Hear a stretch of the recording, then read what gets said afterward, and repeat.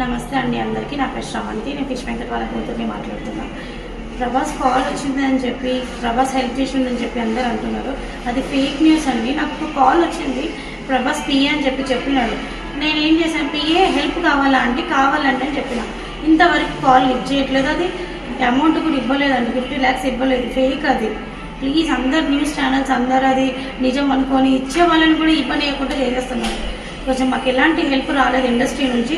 ఏది వచ్చినా కానీ నేను ఇన్ఫార్మ్ చేస్తాను నేను. ఓకేనా అండి? Thank you. నమస్తే అండి అందరికీ. నా పేరు శ్రవంతి. నేను ఫిష్ వెంకట్ వాళ్ళ కూతుర్ని మాట్లాడుతున్నా.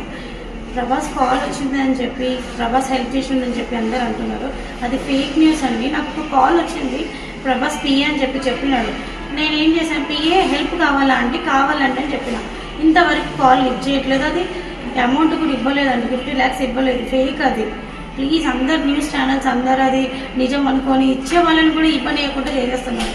కొంచెం మాకు ఎలాంటి హెల్ప్ రాలేదు ఇండస్ట్రీ నుంచి. ఏది వచ్చినా కానీ నేను ఇన్ఫార్మ్ చేస్తాను నేను. ఓకేనా అండి? Thank you.